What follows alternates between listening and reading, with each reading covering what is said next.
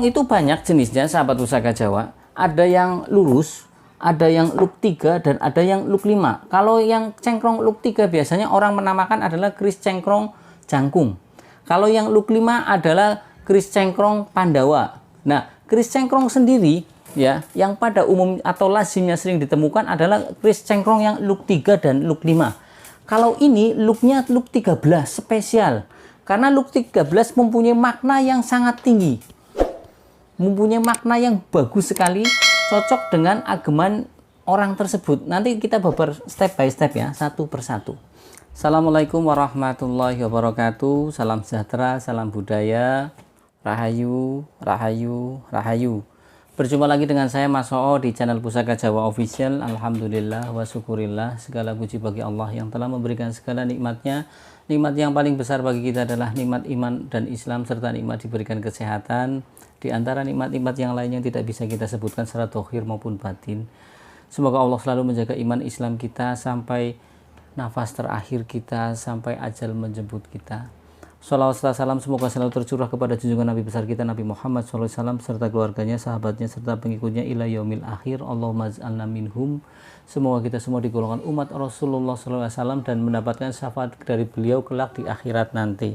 Sahabat Pusaka Jawa dimanapun Anda berada, semoga sahabat Pusaka Jawa selalu dalam keadaan yang terbaik dalam lindungan Allah Subhanahu Wa Taala, dijauhkan dari segala macam mara bahaya baik dohir maupun batin, dijauhkan dari segala macam musibah baik musibah banjir, angin topan, longsor, gempa bumi, gunung meletus, musibah penyakit maupun musibah ekonomi. Sahabat Pusaka Jawa yang sedang sakit, semoga Allah segera angkat penyakitnya, kemudian diberikan kesembuhan, setelah diberikan bonus berupa ganjaran pahala.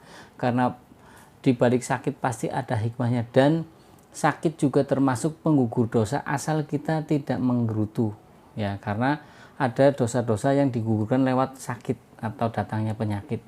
Semoga kita digolongkan oleh Allah Subhanahu Wa Taala menjadi orang yang mendapatkan bonus kesembuhan dan juga mendapatkan bonus pahala. Sahabat Pusaka Jawa yang sedang pailit ekonominya, sulit rezekinya, seret, kemudian usahanya bangkrut, semoga Allah bukakan keran rezekinya lebar-lebar dan mendapatkan rezeki yang berkah berlimpah sampai ke anak cucu. Bukan cuma sahabat Pusaka Jawa yang saya doakan hal sedemikian rupa, teman-teman handai tolan sahabat Pusaka Jawa pun saya doakan yang sama. Sahabat Pusaka Jawa dimanapun Anda berada, kali ini saya akan membabar satu bilah pusaka berdapur keris yang dipakai oleh para ulama atau mubalik atau pemuka agama atau orang yang berkecimpung dalam ilmu agama spiritual. Jadi kalau keris ini dibawa pada zaman dulu ketika dia membuka, oh berarti dia seorang ulama, seorang mubalik, seorang pendakwah, seorang pemuka agama ya, seperti itu. Nah, kalau pemuka agama berarti siapa saja, bisa saja kalau mubaleh kiai kan agamanya Islam, kalau pemuka agama budaya mungkin pendeta biksu, kalau yang Kristen mungkin pendeta kayak gitu ya. Nah, sahabat Pusaka Jawa, kerisnya adalah dapur keris cengkrong. Kenapa saya akan dapur babar keris cengkrong? Keris ini mempunyai keistimewaan menurut saya, karena dulu saya mempunyai keris cengkrong itu dapurnya rata-rata 5, dan ini yang membuat istimewa adalah kerisnya looknya itu berlook 7, dan tangguhnya pun tangguh yang sangat istimewa, garapnya pun istimewa, bilahnya pun istimewa. Ini layak sekali masuk lemari dan bakal masuk lemari. Ya sahabat Pusaka Jawa, nah kita ambil bilahnya sahabat Pusaka Jawa. Nah ini rangkanya sahabat Pusaka Jawa, ini rangkanya masih ori bawaan dari Sononye, dan ini masih presisi, artinya memang betul-betul rangka dari sananya ya. Nah, kalau kita lihat dari ini bentuknya, ini adalah warongko Gayaman Surakarta Wondo Gabel ya. Untuk kayunya ini kayunya kan kayu lamen sahabat Pusaka Jawa, cuman saya ada semacam kecurigaan atau indikasi kalau ini adalah kayu cendana. Coba tak cium, wangi sahabat Pusaka Jawa.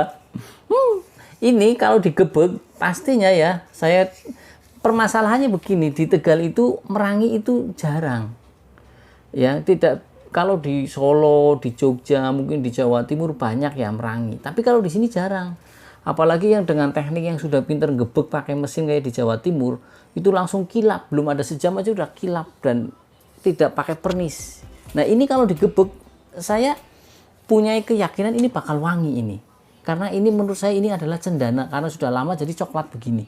Dan ini tak cium dari sini sampai ke sini pun wangi ya. Kemungkinan ini adalah kayu cendana. Dan kita ketahui bahwasanya kita bicara kayu cendana dari dulu sampai sekarang itu menjadi idola. Ya, menjadi idola untuk semua orang, entah itu buat tasbih, entah itu untuk pengharum ruangan, dan kayu cendana mempunyai nilai ekonomi yang lebih tinggi daripada kayu-kayu yang lainnya seperti kayu gaharu.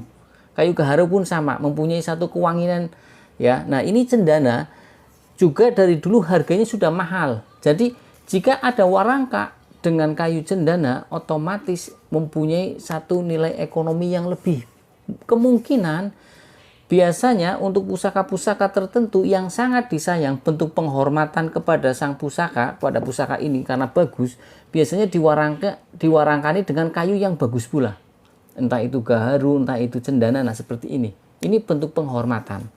Ya. Nah, sahabat pusaka Jawa, kalau kita lihat dari handle-nya, ini handle-nya unik sahabat pusaka Jawa. Ini handle-nya adalah handle manusia berkumis. Saya dekatkan. Ini handle lamen sahabat pusaka Jawa ya. Ini kayak handle menir menir Van Houten. Menir Belanda VOC. Oke sahabat pusaka Jawa, kita buka bilanya. Bismillahirrahmanirrahim. Istimewa sahabat pusaka, istimewa. Nah sahabat pusaka Jawa, kita lihat bilahnya. Bilahnya cukup panjang sahabat pusaka Jawa. Ini ukuran bilahnya kemungkinan corok, nanti kita hitung panjang bilahnya berapa lah, sekalian aja lah, nggak usah nanti soalnya kadang saya ketika sudah membuat video, aduh saya lupa ngukur, aduh saya lupa ngomong ini ya. Jadi mumpung saya ingat, saya ukur saja bilahnya. Sekarang kita ukur dari bagian pangkal atau bagian sor-soran keris sampai ke atas tuh, ukurannya 42 sahabat pusaka Jawa, istimewa. Ini corok dan garapnya super. Saya dapat keris ini masih penuh dengan minyak, full minyak, ya. Dan itu pun datangnya mendadak langsung, Mas saya punya keris bagus, keris super, tak antar ke toko. Silahkan, diantar ke toko. Setelah diantar ke toko, saya langsung wow, amazing gitu ya, dalam hati nego-nego, oke, deal, tak bayarin. Ya, nah sahabat pusaka Jawa, saya dekatkan dan saya kedepankan ke depan kamera. Ciri-ciri dari dapur keris cengkrong adalah gandiknya itu ada di belakang sini. Seperti kalau kita lihat seperti pedang suduk maru. Gandiknya ada di sini nih. Umumnya keris kan gandik di depan. Ini gandiknya di belakang atau di punggung. Biasanya gandik keris dari keris cengkrong itu bisa sampai setengah bilah. Ya sahabat pusaka Jawa. Jadi bisa setengah bilah panjangnya sampai ke sini. Kebetulan ini paling sekitar 1/4-nya kali ya, 1/4-nya ini gandiknya di sini. Ya. Kemudian untuk dapur cengkrong biasanya memakai gonjo. Di sini ada gonjonya. Ya. Ya, kemudian keris cengkrong itu banyak jenisnya sahabat pusaka Jawa. Ada yang lurus, ada yang look 3 dan ada yang look 5. Kalau yang cengkrong look 3 biasanya orang menamakan adalah keris cengkrong jangkung. Kalau yang look 5 adalah keris cengkrong Pandawa. Nah, keris cengkrong sendiri ya, yang pada umum atau lazimnya sering ditemukan adalah keris cengkrong yang look 3 dan look 5. Kalau ini looknya look 13 spesial. Karena look 13 mempunyai makna yang sangat tinggi. Mempunyai makna yang bagus sekali, cocok dengan ageman orang tersebut. Nanti kita babar step by step ya, satu persatu. Kalau kita lihat dari pucukan bilahnya, ini adalah ngudup gambir. Sahabat pusaka Jawa bisa lihat, ini pucukan bilahnya ngudup gambir. Sahabat pusaka Jawa, kalau kita lihat dari pamornya, ini adalah pamornya sangat bior. Ya, kalau kita bicara pamor bior, apa maksud pamor yang terlihat sangat terang. Ya, dan pamor seperti ini sudah jelas mencirikan tangguh mana. Ya, sahabat Pusaka Jawa, kita bisa lihat kalau untuk para pecinta tosan aji yang sudah senior pasti langsung tahu, oh itu dapurnya, pamornya jelas garap dari garap Empu Koso atau Madura Sepuh. Kita ketahui Empu Koso hidup pada zaman era dengan Mojopahit. Bahkan ada yang mengatakan Empu Koso adalah Empu Sedayu ketika dia sedang mencari pusaka kerajaan Majapahit yang dicuri oleh Adipati Menak Dadali Putih dari Blambangan. Dia kan jalan kemana arah, ya akhirnya dinamakan Rambang, Empu Ramban, jalannya tidak terus mampir dulu ke Madura sebelum ke Blambangan. Nah, di sana dia membuat keris dengan julukan Empu Koso. Kebenarannya wallahu a'lam bishawab. Yang jelas kalau untuk keris-keris dapur Madura Sepuh itu seera atau sezaman dengan Mojopahit. Jadi tergolong tangguh yang sepuh.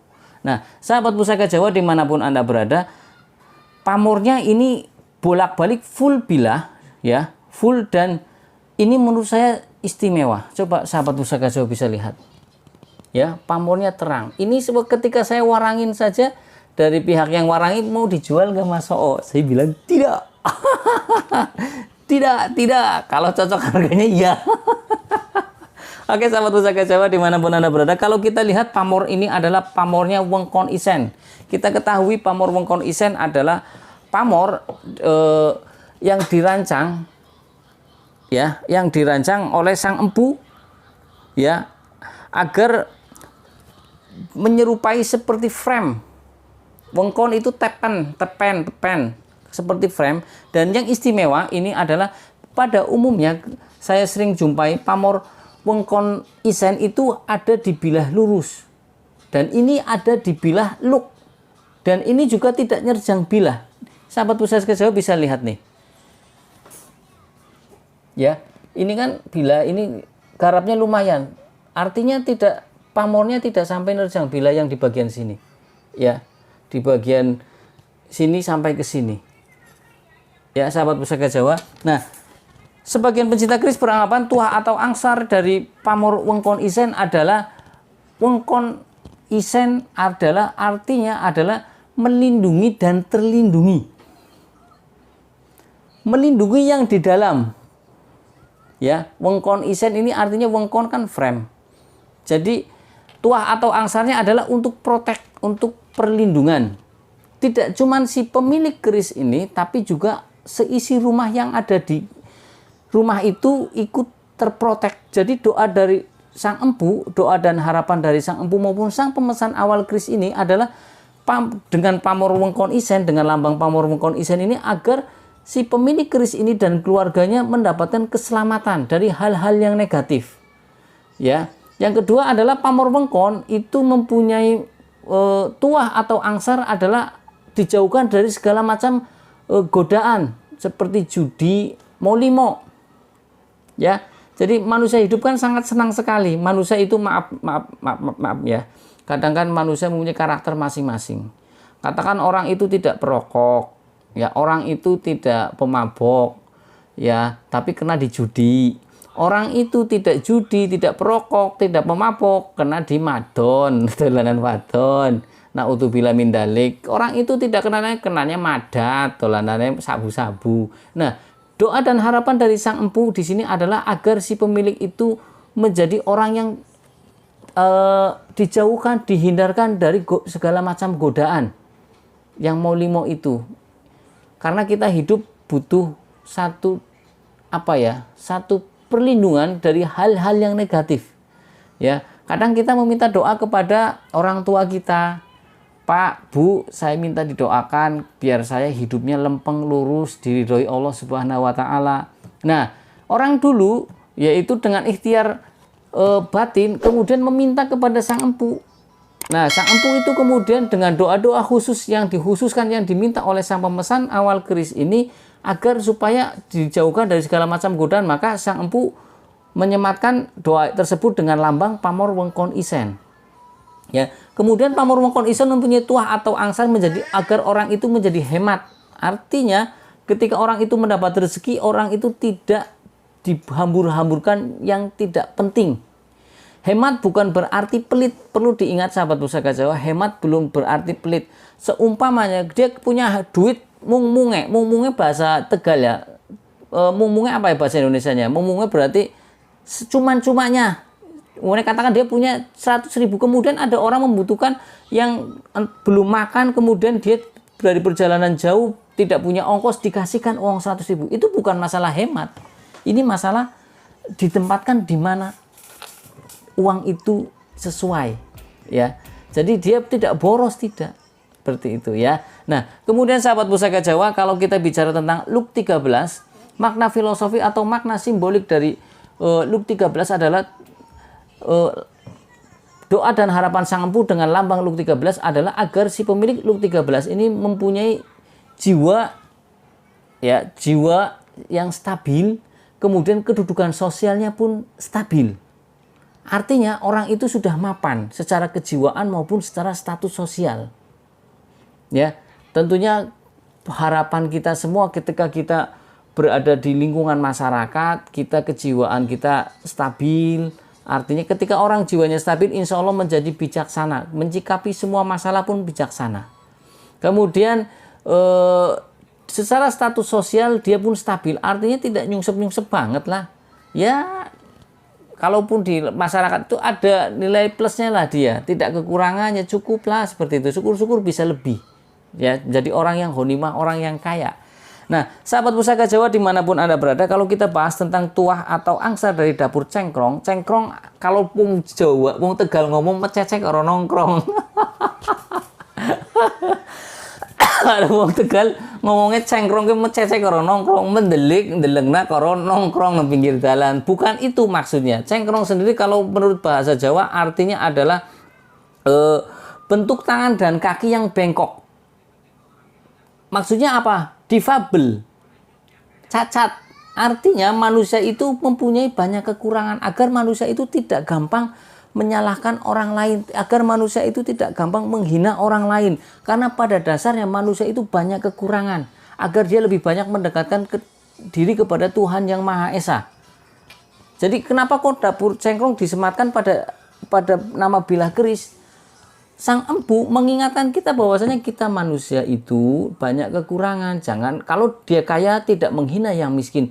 Kalau dia pintar, dia tidak merasa pintar atau sombong dengan ilmunya. Kalau dia kaya, tadi udah belum dibahas ya kaya ya. Kalaupun dia menjadi orang yang ganteng, dia tidak sok ganteng. Yang artinya membawa mudorot kegantengannya itu. Nah, sahabat Pusaka Jawa dimanapun Anda berada, artinya dapur cengkrong mengingatkan kita bahwasanya kesempurnaan hanya milik Allah Subhanahu wa Ta'ala. Dan dapur cengkrong agar berpikir seandainya kita pada posisi dia, ya, ketika kita berpikir umpamanya nih ada seorang yang difabel atau cacat, kemudian kita menghinanya, kita berpikiran lagi, seandainya saya pada posisi dia bagaimana? Ya, dengan posisi cacat dihina, sakitnya kayak apa? Nah, dapur cengkrong itu seperti itu. Ketika kita akan berbuat, kita akan berpikir bolak-balik. Berpikir, ketika kita akan ngomong, kita berpikir. Kita akan bertindak, berpikir. Seandainya saya berbuat seperti ini, nanti bagaimana ya? Kalau saya dibegitukan, bagaimana ya? Akhirnya, dia tidak akan berbuat sesuatu yang bengkok, atau sesuatu yang melenceng, atau yang menyesatkan diri sendiri. Ya, jadi menjadi orang yang bagus. Nah, sahabat Pusaka Jawa dimanapun Anda berada, kalau kita rangkum secara keseluruhan makna dan filosofi dari dapur cengkrong Luk 13 ini, doa dan harapan dari Sang Empu maupun sang pemesan awal keris ini adalah agar si pemilik keris ini menjadi orang yang stabil secara kejiwaan maupun status sosial. Kemudian dia di masyarakat, ya, dituakan. Karena cengkrong sendiri dulu adalah agamanya para pemuka agama. Kemungkinan besar ini adalah milik seorang mubalih, kiai, ataupun pemuka agama yang lainnya. Orang yang bermain di spiritual. Ya, artinya bukan paranormal, ini cengkrong itu untuk yang pemuka agama. Yang lebih pada syiar pada salah satu agama. Nah, sahabat Pusaka Jawa dimanapun Anda berada, kemudian dengan doa yang ada di sini yang disematkan dengan lambang pamor wengkon isen adalah agar orang itu selamat. Ya, si pemuka agama itu selamat. Entah itu dari hal-hal yang kurang baik. Karena ketika dia menjadi seorang pemuka agama, pastinya harus mempunyai satu ucapan dan perilaku yang satu. Bahasanya wong gemien alip lurus lempeng. umpamanya nih dia jadi seorang pemuka agama, ternyata apa yang dia sampaikan tidak sesuai dengan apa yang dia lakukan, pastinya tidak akan diikuti oleh masyarakat dan tidak akan mendapatkan sifat simpati dari masyarakat. Ya, jadi doa dan harapannya ya di sini diprotek supaya dia menjadi orang yang baik. Nah, kemudian dengan lambang nama cengkrong agar orang itu menjadi orang yang tawadu. Semakin luas ilmu seseorang, semakin tidak baik, gampang menyalahkan orang. Coba saja sahabat Pusaka Jawa, umpamanya nih, ketika dia menghadapi satu masalah, dia bisa punya anggapan alibi yang banyak. Jangan-jangan dia seperti ini, jangan-jangan dia seperti ini, jangan-jangan dia... Akhirnya dia tidak gampang menyalahkan. Ya, sahabat Pusaka Jawa. Nah, sahabat Pusaka Jawa dimanapun Anda berada, jadi doa dan harapan dari Sang Empu maupun Sang Pemesan awal keris ini adalah sangat sinkron antara dapur Luk 13 Pamor Wengkon Isen dengan nama Cengkrong ini menjadi orang yang dituakan, menjadi orang yang dipanuti, menjadi orang yang menjadi suri tauladan. Ya, karena cengkrong itu dulunya dipakai oleh para pemuka agama dan mudah-mudahan ini adalah bekasnya para ulama yang soleh. Ya, bahasanya nek wong NU ngomong tabarukan, ya bekasnya wong ulama tabarukan, angger wong NU ngomong tafaulan kayak gitu. Nah, sahabat Pusaka Jawa dimanapun Anda berada, kalau kita lihat dari pasikutannya, ya pasikutannya dengan besinya yang seperti kurang wasuhan, ya kemudian pamornya yang bior tapi nyekrak. Bior artinya terang tapi nyekrak. Ini kalau kita raba sahabat Pusaka Jawa, ya. Ya, kalau ini kita raba, ini terasa kasar sahabat Pusaka Jawa. Ya. Kemudian pasikutannya yang demes. Demes artinya apa? Demes kue serasi, ya. Terus seimbang dan menyenangkan ketika disawang. Ini walaupun bilahnya dengan ukuran 42 atau keris corok, ini sangat enak sahabat Pusaka Jawa disawang ke kepenak pisan, ya. Kemudian pamornya yang gaji, ini kan pamornya gaji, ya. Gaji, tahu gaji, pamor gaji itu seperti gaji pada baso, ya, kan ada gaji dari sapi seperti terang gitu, ya. Kemudian nyekrak, ya, diraba. Terus dengan panjang bilah yang kadang panjang, kadang pendek, kadang sedang, ini estimasi adalah Madura Sepuh. Madura Sepuh itu satu era dengan Majapahit. Ya, diingat-ingat Madura Sepuh satu era dengan Majapahit. Kalau bicara Madura Sepuh berarti ada Madura Muda. Madura Muda itu pada era Kerajaan Mataram Amangkurat. Kalau kita mungkin bicara nem-neman. Ya, sahabat Pusaka Jawa, jadi ada ciri sendiri Madura Muda, ada ciri-cirinya sendiri. Nah, kalau kita bicara Madura Sepuh berarti ini kemungkinan ini adalah orang bilang empu kosok, garapannya empu kosok. Dan ini kerisnya istimewa sahabat Pusaka Jawa karena jarang sekali keris cengkrong itu berluk 13. Kita ketahui luk 13 adalah luk paling tinggi dalam pakem keris. Ya, kalau ada luk di atas 13 itu namanya kalawijan atau palawija, artinya khawarikul adah, nyelenehi adat. Ya, artinya tidak seperti pada umumnya. Karena pada pakem keris luk paling tinggi adalah 13. Dan 13 di sini melambangkan angka. Satu doa dari Sang Empu adalah agar orang itu mempunyai stabil dalam kejiwaan maupun status sosialnya. Tentunya kita pengen mempunyai jiwa yang stabil, tidak up and down, status sosialnya pun stabil, ya sahabat Pusaka Jawa. Kalau kita lihat dari selorok besinya, sahabat Pusaka Jawa, ini ya selorok besinya ini yang hitam, pucat kehijauannya jelas. Udah, ini selorok besinya hitam pucat kehijauan. Hitam kehijauan sahabat Pusaka Jawa, ya. Ini dapurnya tangguhnya tangguh kosok atau Madura Sepuh. Nah, kalau kita bicara tentang cengkrong, saya teringat di Keraton Yogyakarta ada satu pusaka dari Keraton Yogyakarta berdapur keris cengkrong, Kanjeng Kiai Haryo Mulyo. Itu dapurnya cengkrong. Dan dapur cengkrong itu dulu pemrakarsanya pertamanya adalah dibuat oleh Empu Sarpadewa ya, atas perintah dari Prabu Sri Mahapunggung pada tahun 1062 tahun Saka. Kalau tahun Masehinya tinggal ditambah 78 tahun ya, jadi berapa tahun Masehinya ya. Sahabat Pusaka Jawa, kebenarannya wallahu alam, saya hanya menyampaikan. Sahabat Pusaka Jawa dimanapun Anda berada, jika saya ada salah-salah kata, saya minta maaf. Kesalahan mutlak milik saya, kebenaran milik Allah Subhanahu wa Ta'ala. Sahabat Pusaka Jawa yang belum subscribe, silahkan pencet tombol subscribe, like, share, and comment. Kemudian pencet tombol notifikasi lonceng agar mendapatkan video-video terup to date dari saya. Sahabat Pusaka Jawa yang ingin request nama dapur, silahkan request di kolom komentar. Jika ada saya babar, jika tidak ada jadi PR, jika tidak ada minta maaf, maafwan, minta dimaafkan dengan keterbatasan materi maupun keterbatasan yang lain ya. Sahabat Pusaka Jawa, terima kasih kepada subscriber saya yang peduli. Beberapa hari kemarin saya tidak bikin video, ada yang telepon langsung, ada yang WA, "Mas kok nggak bikin ini, kenapa, sakit atau sibuk?" Ya, saya dua-duanya, antara sibuk dan sakit. Ya sakit iya, ya sibuk iya ya. Kita mendoakan sahabat Pusaka Jawa. Kenapa ada yang bilang, "Mas Oh itu bikin videonya itu kok kayak ceramah di awalnya?" Saya ingin menampilkan sesuatu yang berbeda atau something different, dan saya ingin menjadi ladang ibadah saya. Ketika di awal saya langsung mengucapkan, mendoakan sahabat Pusaka Jawa dengan ditampilkan bersyukur kepada Allah Subhanahu wa Ta'ala, kemudian bersolawat kepada Rasulullah agar mendapatkan. Mudah-mudahan ketika saya meninggal, kemudian sahabat Pusaka Jawa melihat video saya, kan akhirnya mengaminkan dan ikut bersolawat, menjadi ladang ibadah saya. Itu dari saya.